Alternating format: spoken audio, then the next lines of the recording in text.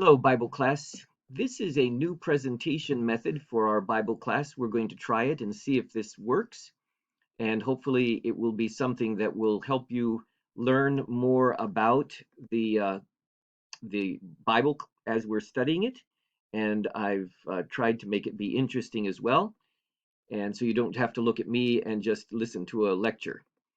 So we're going to be talking about the conquering of the Promised Land. That takes place in the book of Joshua. It is the sixth book of the Bible, and Joshua has been commissioned by God and through Moses to conquer the promised land. And we're going to be talking about that today. Before we do that, let's pray and ask God's blessing on his word. Father, we need you for everything in life. We need you to understand the word of God. We need you to help us understand ourselves. We need you to forgive us for the ways we sin. We need you to help us in our day-to-day living with others. We need you to change our perspective so that we think of the world and ourselves rightly. And so, Father, we come to you with asking for that kind of help. Lord, be with us. Make this work today be valuable. In Jesus' name, amen. So the Israelites have wandered for 40 years in the desert. God has brought them to the edge of the Jordan River on the east side of the Jordan. They are ready to enter into the promised land, except that there are people already living in the land. God has promised that land to the Israelites. So the book of Joshua records the story of the conquering of the promised land. So, who is this Joshua fellow? Moses is gone. There's a new leader, and his name is Joshua. So, who is he? Well, obviously, he was a friend of Moses. We also know that he was one of the 12 spies that Moses sent up originally, 40 years before this, to spy out the land. And he and Caleb came back and told Moses and the Israelites that God would help them conquer the land.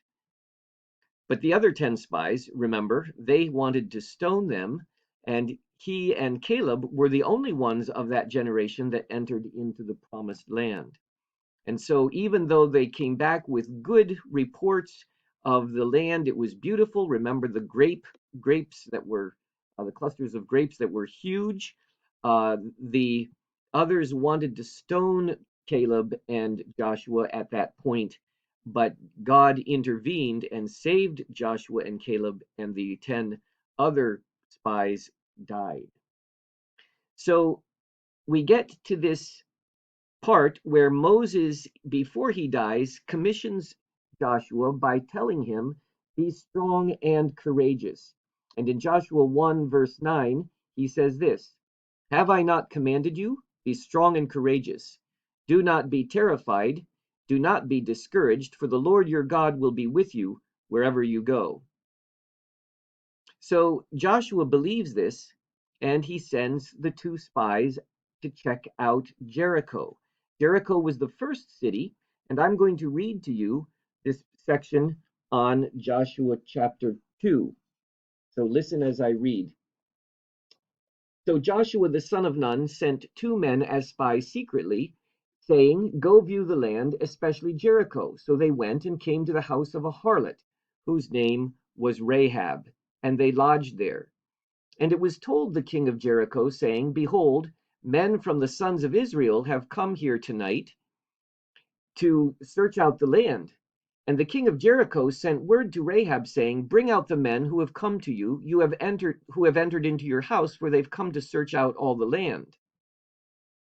But the woman had taken the 2 spies and hidden them, and said to them, yes, the men came to me, but I did not know where they were from. And it came about, when it was time to shut the gate at dark, that the men went out. I do not know where the men went. Pursue them quickly, for you will overtake them. But she really had brought them up to the roof, and hidden them in the stalks of flax which she had laid in order on the roof.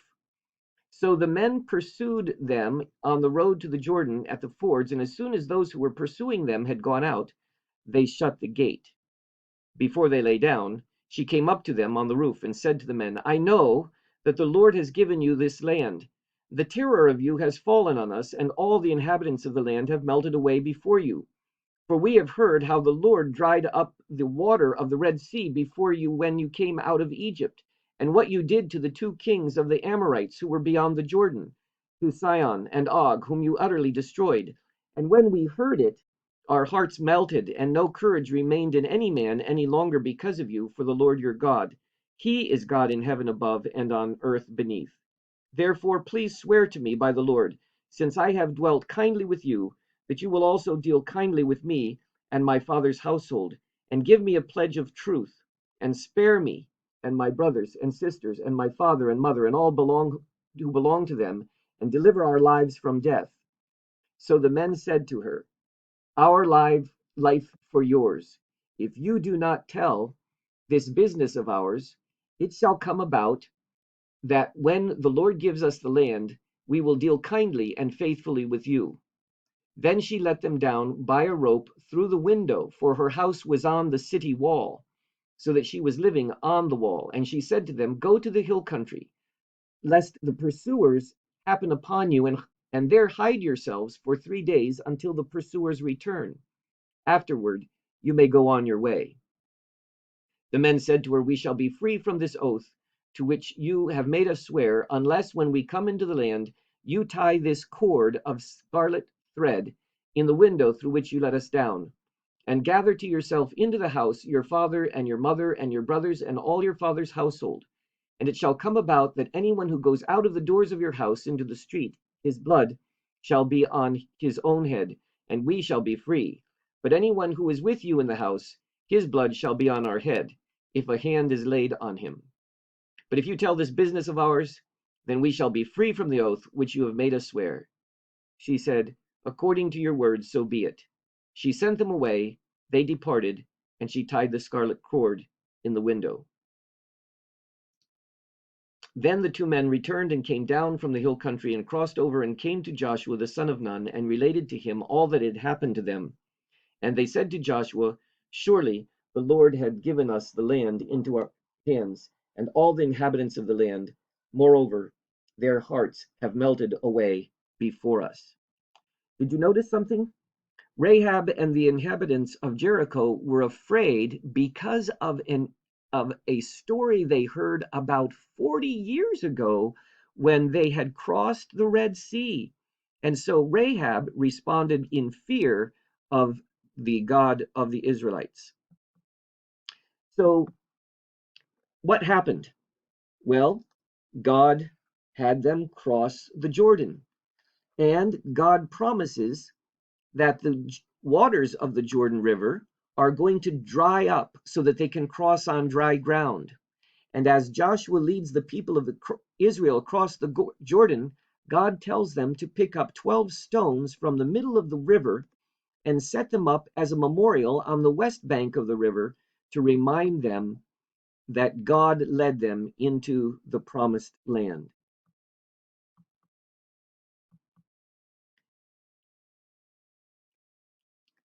Then, just as God said, the Israelites did. Listen to this part of the story. I'm reading from Joshua 5, verse 1, and then I'm going to jump over to Joshua 6. Now it came about when all the kings of the Amorites who were beyond the Jordan to the west, and all the kings of the Canaanites who were by the sea, heard how the Lord had dried up the waters of the Jordan before the sons of Israel until they had crossed, their heart melted, and there was no spirit in them any longer because of the sons of Israel. Now, chapter 6. Now Jericho was tightly shut because of the sons of Israel. No one went out and no one came in.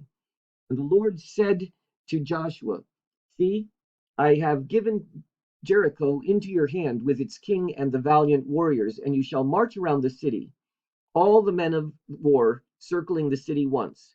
You shall do so for 6 days. Also 7 priests shall carry 7 trumpets of ram's horns before the ark. Then on the 7th day you shall march around the city 7 times, and the priests shall blow the trumpets. And it shall be that when they make a long blast with the ram's horn, And when you hear the sound of the trumpet, all the people shall shout with a great shout, and the wall of the city will fall down flat, and the people will go up, every man straight ahead. And so, just as God said, the Israelites did. So on day 1 and on day 2 and on day 3 and on day 4, they did the same thing. This was their strategy. They marched around the city wall just as God had said, and one time around, and they blew the horns for 6 days. The only thing that was heard was the blast of the trumpets of the ram's horns blown by the priests. So 6 days they did the same thing. It must have been an interesting sight from the city wall. But on day 7, something happened.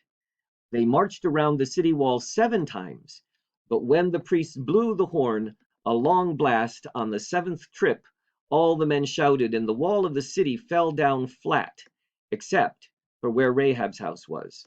She and all her house were saved. You notice the red cord on the city wall. And the walls came tumbling down. So why would God